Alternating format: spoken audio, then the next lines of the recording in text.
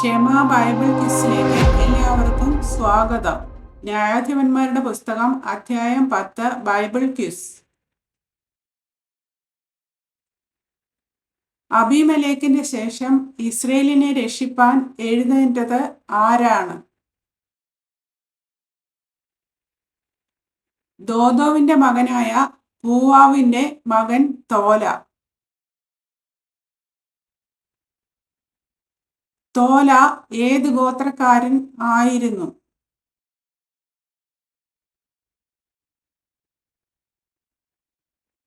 ഇസാഖാർ ഗോത്രക്കാരൻ.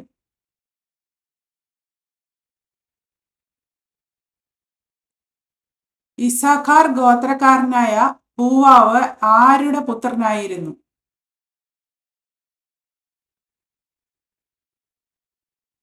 ദോദോവിന്റെ.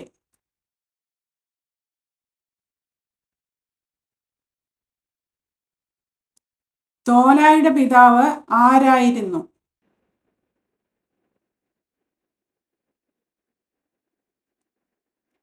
പൂവാവ്.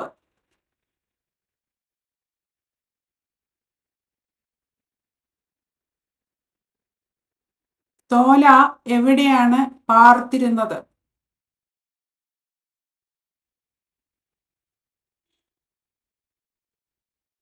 എഫ്രൈം നാട്ടിലെ ശാമീരിൽ.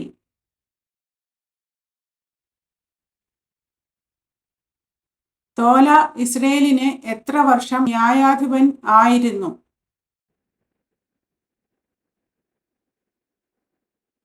23 സംവത്സരം.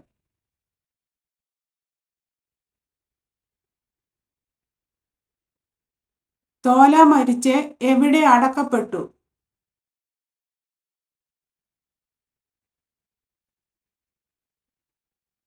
ശാമീരിൽ.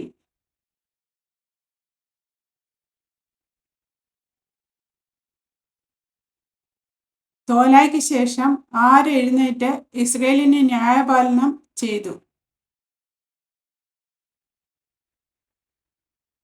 യായീർ.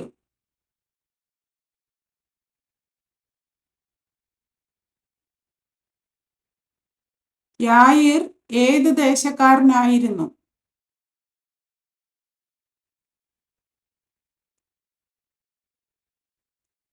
ഗിലെയാദ്യൻ.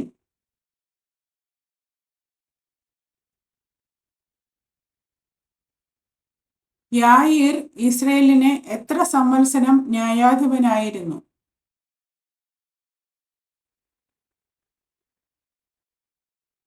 22 സംവത്സരം.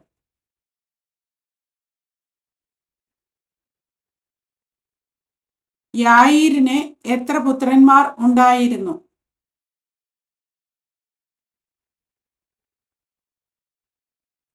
30 പുത്രന്മാർ.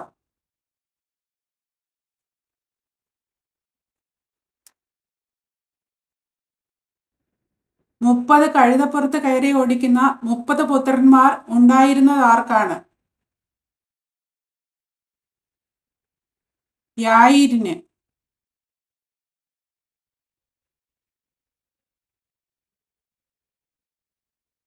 യായീരിന്റെ പുത്രന്മാർക്ക് ഉണ്ടായിരുന്നത് എത്ര ഊരുകളാണ്?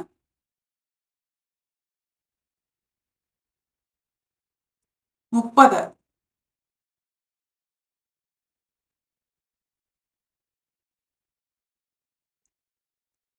യായീരിന്റെ പുത്രന്മാർക്ക് ഉണ്ടായിരുന്ന 30 ഊരുകൾക്ക് ഇന്നുവരെയും എന്ത് പേർ പറയുന്നു?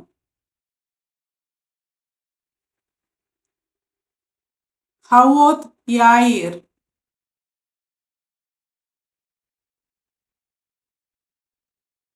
ഹവോത്ത് യായീർ എന്നറിയപ്പെടുന്ന 30 പട്ടണങ്ങൾ എവിടെയാകുന്നു?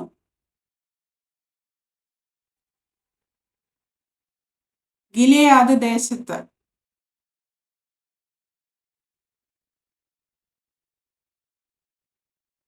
യായീർ മരിച്ച് അവനെ അടക്കം ചെയ്തതെവിടെ?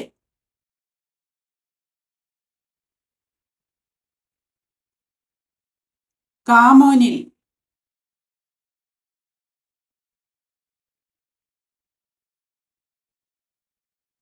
ഇസ്രയേൽ ഏതൊക്കെ ദേശങ്ങളിലെ ദേവന്മാരെയാണ് സേവിച്ചത്?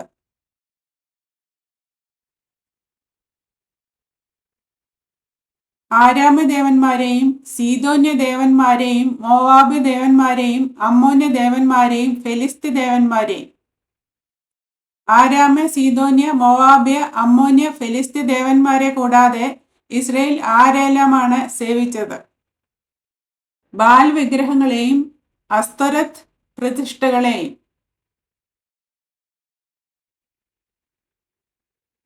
യഹോവയെ സേവിക്കാതെ അവനെ ഉപേക്ഷിച്ചതാര്?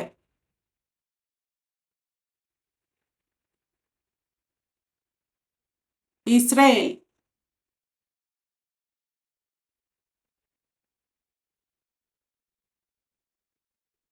യഹോവ ആരുടെ കയ്യിലാണ് ഇസ്രയേലിനെ ഏൽപ്പിച്ചത്?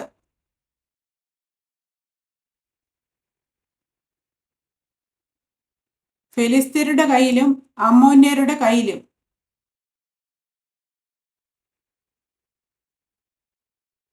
ഗിലെയാദ് ദേശം ആരുടെ സ്ഥലമായിരുന്നു?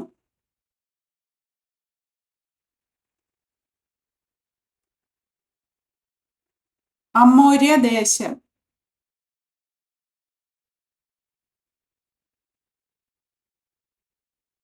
ഫെലിസ്ത്യരും അമ്മോന്യരും അന്നു മുതൽ എല്ലാ ഇസ്രായേൽ മക്കളെയും എന്തു ചെയ്തു?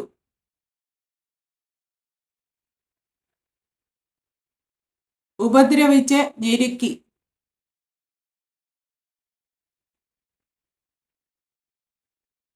ഫെലിസ്ത്യരും അമ്മോന്യരും എവിടെയുള്ള ഇസ്രായേൽ മക്കളെയാണ് 18 വർഷം ഉപദ്രവിച്ച് ഞെരുക്കിയത്? യോർദാനക്കരെ ഗിലെയാദ് എന്ന അമ്മോര്യ ദേശത്തുള്ള എല്ലാ ഇസ്രായേൽ മക്കളെയും. ഫെലിസ്ത്യരും അമ്മോന്യരും യോർദാനക്കരെ ഗിലെയാദ് എന്ന അമ്മോര്യ ദേശത്തുള്ള എല്ലാ ഇസ്രായേൽ മക്കളെയും ഉപദ്രവം ഞെരുക്കിയത് എത്ര വർഷമാണ്? 18 സംവത്സരത്തോളം.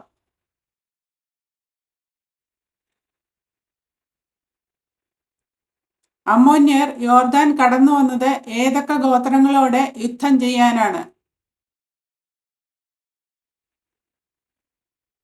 യഹൂദായോടും ബെന്യാമീനോടും എഫ്രയീം ഗൃഹത്തോടും യുദ്ധം ചെയ്യുവാൻ. എന്തുകൊണ്ടാണ് ഇസ്രയേൽ വളരെ കഷ്ടത്തിൽ ആയത്?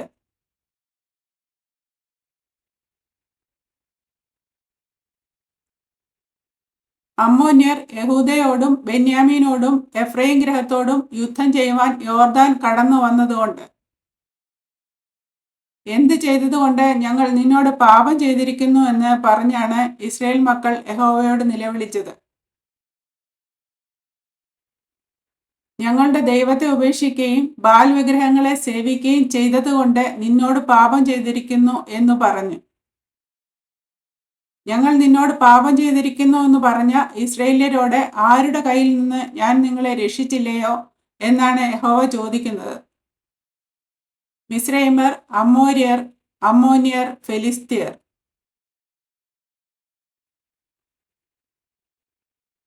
ആരൊക്കെ നിങ്ങളെ ഞെരുക്കി എന്നാണ് യഹോവ ഇസ്രായേല്യരോട് പറഞ്ഞത്?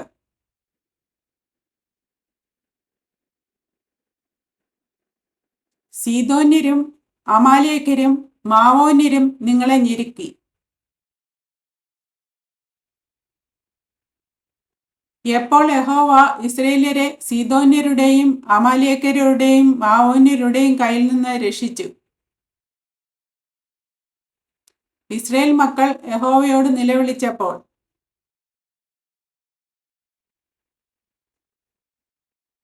എങ്കിലും നിങ്ങൾ എന്നെ ഉപേക്ഷിച്ച് ആരെ സേവിച്ചു എന്നാണ് യഹോവ ഇസ്രായേൽ മക്കളോട് പറയുന്നത്? അന്യദൈവങ്ങളെ.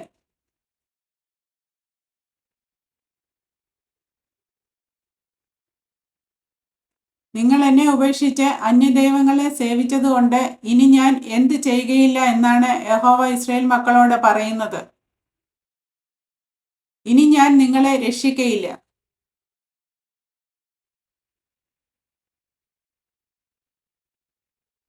ആരോട് നിലവിളിപ്പീൻ, അവർ നിങ്ങളുടെ കഷ്ടകാലത്ത് നിങ്ങളെ രക്ഷിക്കട്ടെ എന്നാണ് യഹോവ ഇസ്രായേൽ മക്കളോട് പറയുന്നത്.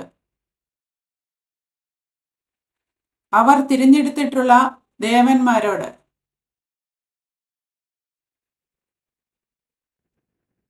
നിങ്ങൾ തിരഞ്ഞെടുത്തിട്ടുള്ള ദേവന്മാരോട് നിലവിളിപ്പീൻ, അവർ നിങ്ങളുടെ കഷ്ടകാലത്ത് നിങ്ങളെ രക്ഷിക്കട്ടെ എന്ന് യഹോവ ഇസ്രായേൽ മക്കളോട് പറഞ്ഞപ്പോൾ ആദ്യം അവർ പറഞ്ഞതെന്ത്? ഞങ്ങൾ പാപം ചെയ്തിരിക്കുന്നു.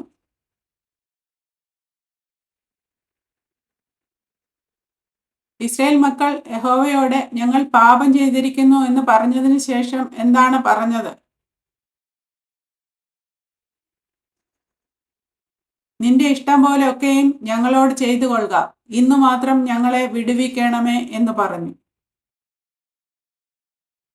ഇസ്രായേൽ മക്കൾ തങ്ങളുടെ ഇടയിൽ നിന്ന് അന്യദൈവങ്ങളെ നീക്കിക്കളഞ്ഞ് യഹോവയെ സേവിച്ചപ്പോൾ യഹോവയ്ക്ക് എന്തു തോന്നി? ഇസ്രായേലിന്റെ അരിഷ്ടതയിൽ യഹോവയ്ക്ക് സഹതാപം തോന്നി.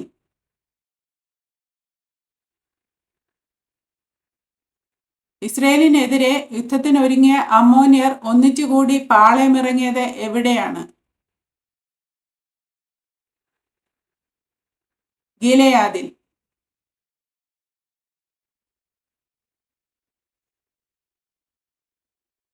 ഇസ്രായേൽ മക്കൾ ഒരുമിച്ചുകൂടി പാളയമിറങ്ങിയത് എവിടെയാണ്?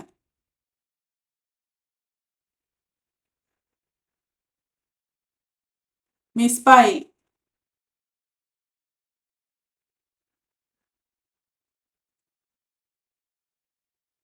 ഗിലെയാദിലെ പ്രഭുക്കന്മാരും ജനവും തമ്മിൽ തമ്മിൽ പറഞ്ഞതെന്ത്?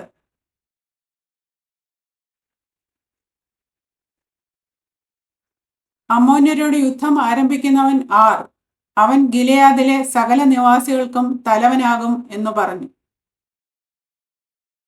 അമ്മോന്യരോട് യുദ്ധം ആരംഭിക്കുന്നവൻ ആരോ അവൻ ഗിലെയാദിലെ സകല നിവാസികൾക്കും ആരാകും എന്നാണ് ഗിലെയാദിലെ പ്രഭുക്കന്മാരും ജനവും തമ്മിൽ തമ്മിൽ പറഞ്ഞത്. തലവനാകും.